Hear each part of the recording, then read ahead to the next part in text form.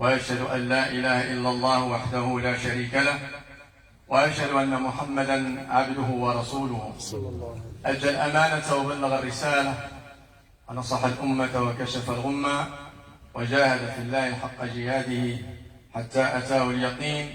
اللهم صل وسلم وبارك على سيدنا محمد في الأولين وفي الآخرين وفي الملأ الأعلى إلى يوم الدين. أما بعد, mes chers frères et sœurs, j'aimerais dans cette intervention, Inch'Allah, m'arrêter avec vous sur une sourate du Coran très importante. D'ailleurs, elle fait partie des 12 sourates nommées les protectrices ou les préservatrices, al-mu'awwidatayn. Ces 2 sourates, elles sont protectrices parce qu'effectivement, elles protègent. Et avant de vous parler des causes de la révélation, des circonstances de la révélation de cette sourate, j'aimerais d'abord m'arrêter avec vous sur le sens de chaque verset. Quand vous récitez Qul a'udhu bi rabbil falaq, eh bien Allah Ta'ala s'adresse au messager Mohammed alayhi salam qui a vécu des difficultés, il a vécu dans les calamités, il a vécu dans les problèmes, il a vécu au moment où il était en train de chercher à répandre le message de l'islam. Vous savez très bien que les associateurs Qurayshites se sont opposés à cette action parce qu'ils voulaient plutôt répandre le polythéisme, l'associationnisme et la mécréance, alors que le messager Mohammed alayhi salam est venu pour propager le monothéisme, le tawhid, la foi en Allah, l'éthique et la bonne moralité et surtout l'égalité entre les humains et entre les hommes. Et là, Allah Ta'ala, quand il le voit vraiment souffrir de beaucoup d'injustices, qu'il était opprimé, eh bien Allah Ta'ala lui révèle ce verset. Oh Muhammad, Qul, dis, je demande refuge et protection auprès de mon Seigneur, le Seigneur de l'aube. Qul a'udhu bi rabbil falaq. Muhammad, demande refuge et protection à ton Seigneur. Il y a beaucoup de mal dans la vie de ce bas monde, dans la vie terrestre. Il y a beaucoup de choses négatives. Beaucoup de choses négatives. Eh bien, demande protection auprès d'Allah et Allah te protégera. Il y a les maladies, il y a les guerres, il y a les tremblements, il y a les déluges, il y a l'impact satanique, Shaitan qui vient pour te nuire, il y a l'humain qui peut aussi te nuire, financièrement, physiquement, par plusieurs moyens. Demande refuge, et d'ailleurs Allah il lui a révélé ce verset-là au moment où il a été ensorcelé, sallallahu alayhi wa sallam. Parce qu'il a été atteint par la sorcellerie, alayhi salatu wassalam. Et il lui fallait donc une solution au prophète, sallallahu alayhi wa sallam. Il dit, oh Mohammed, demande refuge auprès de ton Seigneur, Seigneur de l'aube. Mais de quoi? Min sharri ma khalaq, de toutes les mauvaises créatures qu'il a lui-même créées.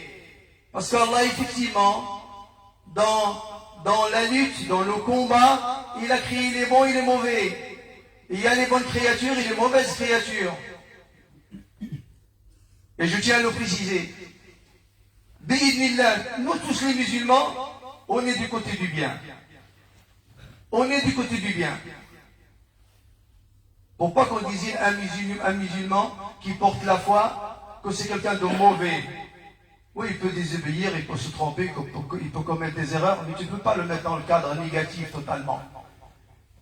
ولا تقولوا لمن ألقى إليكم السلام لست مؤمنا لست مؤمنا. Tu ne peux pas prétendre le mettre dans cette, comme on entend des propos, ouais, lui c'est un kafir, lui c'est un hypocrite, il le sort du cadre de l'islam. Non, attention, il faut faire très attention, il faut être sage. Il faut être sage. Il faut être très sage. Il lui dit, demande refuge auprès de ton Seigneur, Seigneur de l'aube, de toutes les mauvaises créatures qui cherchent à te nuire, qui cherchent à nuire à ta santé, à ta religiosité, à ta spiritualité, à ta communauté, à ta famille. Et il lui dit, wa min sharri ghasiqin idha waqab. Oh Mohammed, continue à demander refuge et protection auprès d'Allah tabaraka wa ta'ala de la lune quand elle apparaît. Mais pourquoi la lune quand elle apparaît? Parce qu'effectivement, la lune est le symbole de la nuit et beaucoup de mauvaises actions se déroulent la nuit. Beaucoup de désobéissances sont accomplies la nuit pour une simple raison. C'est que les djinns et les shayatines dans la journée sont dans une passivité, mais dès que le soleil se couche, ils sont en pleine activité. C'est d'ailleurs pour cela que nous les parents, le prophète nous a recommandé que avant le coucher du soleil, on demande à nos enfants d'abord de rentrer à la maison. Et on ferme nos portes, on ferme nos fenêtres. Et on demande pendant une dizaine de minutes à nos enfants de rester assis à la maison. Comme ça, au moment de la sortie des djinns, du départ dans leur action, dans leur vie à eux, eh bien, il n'y a pas de croisement avec notre progéniture, qui malheureusement ne se protège pas suffisamment. Parce qu'ils ne sont pas en état d'ablution, ils n'ont peut-être pas fait leur prière, ils n'ont pas fait leur dhikr, contrairement aux adultes qui, eux, alhamdoulilah, ont l'habitude de faire dua. Wa min sharri naffatati fil uqad, demande refuge auprès d'Allah des souffles furtifs, sataniques, dans les nœuds. Et d'ailleurs, c'est de cette manière qu'on a ensorcelé le prophète sallallahu alayhi wa sallam. Il y a un juif qui a été prendre son peigne par l'ordre des Qurayshites, les notables Qurayshites, mais quoi? Non musulmans. Ils ont pris les cheveux du prophète alayhi wa sallam, ils ont mis 12 nœuds, et en fait, chaque nœud avait comme objectif de nuire à une partie de la vie du prophète alayhi wa sallam. Chaque nœud, c'était pour viser quelque chose concernant le messager. Son corps, son cerveau, son état d'esprit, son époux, ses enfants, et ainsi de suite. 12 nœuds. Et Allah Ta'ala, bien évidemment, le protecteur, Azza wa Jal, il lui a envoyé 2 anges, un à sa tête, l'autre à ses pieds, et ils étaient en train de dialoguer tous les deux, et le prophète a entendu la conversation. Il a dit, qu'est-ce qui lui arrive à ce monsieur? Au prophète Mohammed, il dit, il est ensorcelé. Il dit, de la part de qui? Il dit, d'un tel. Et c'est un tel qui lui a donné l'ordre de le faire. Et il lui dit, de quelle manière? Et il lui raconte ce que je viens de vous raconter. Les cheveux avec 12 nœuds, ils ont mis ça dans une eau qui a la couleur du henné, sous un rocher, dans tel puits. Et là, le prophète sallallahu alayhi wa sallam, il donne l'ordre à Bilal, à Ali, à Uthman, il y a un 4e compagnon dont je ne retiens pas le nom. Ils sont partis tous les 4, ils sont descendus dans le puits, ils ont déplacé le rocher, ils ont vu l'eau avec du henné, ils ont pris les cheveux noués, 12 nœuds, et ils les ont apportés au prophète sallallahu alayhi wa sallam. Et le prophète, quand il a voulu dénouer le nœud, il n'arrivait pas. Et il essayait de toute manière de dénouer les nœuds. Il n'arrivait pas. Et Allah, il a descendu. قُلْ أَعُوذُ بِرَبِّ الْفَلَقِ مِنْ شَرِّ مَا خَلَقَ وَمِنْ شَرِّ غَاسِقٍ إِذَا وَقَبَ.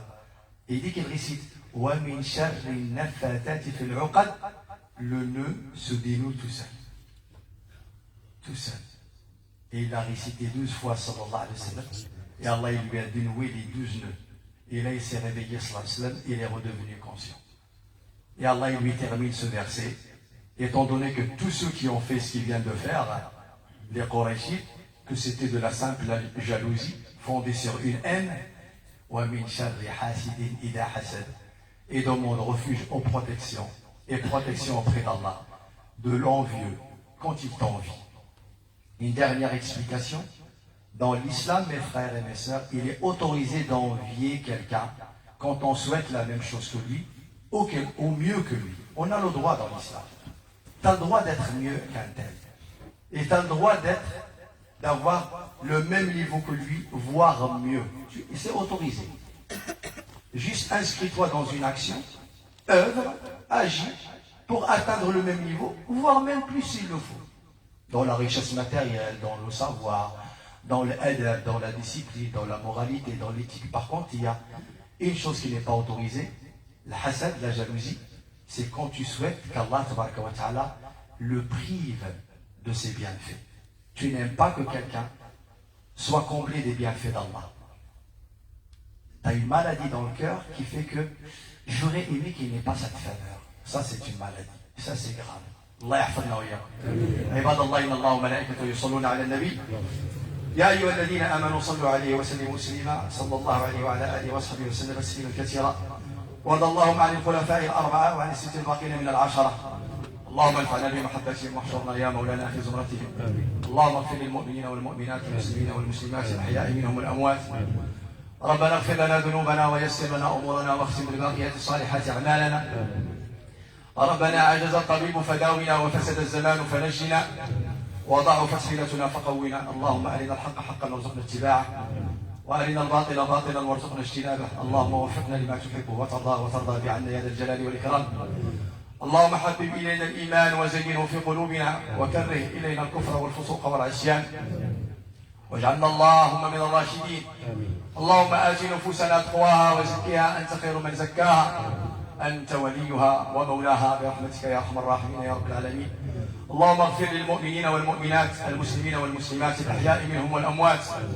اللهم ارحم موتانا وموتى المسلمين أجمعين الذين شهدوا لك بالوحدانية ولنبينا بالرسالة وماتوا على ذلك يا ذا الجلال والإكرام اللهم ارحمنا إذا صرنا إلى ما صاروا إليه اللهم ارحمنا إذا صرنا إلى ما صاروا إليه المرحوم اللهم إن كان محسنا فزد في إحسانه وإن كان مسيئا فتجاوز اللهم عن سيئاته اللهم ارزقه دارا خيرا من داره وأهلا خيرا من أهله وأسكنه الفردوس الأعلى بجوار حبيبنا المصطفى اللهم يا ربنا يمن كتابه ويسر حسابه وثبت على الصراط أقدامه واغفر لنا وله برحمتك يا أرحم الراحمين يا رب العالمين اللهم ألف بين قلوبنا اللهم اجمع كلمتنا اللهم وحد صفوفنا واجعلنا يا ربنا كالبنيان المرصوص يشد بعضنا بعضا وصل اللهم وسلم وبارك على سيدنا محمد خير خلقك وعلى آله وأصحابه وأزواجه الطاهرين وعلى من تبعهم بإحسان إلى يوم الدين سبحان ربك رب العزة عما يصفون وسلام على المرسلين والحمد لله رب العالمين وقوموا إلى صلاتكم يرحمكم الله.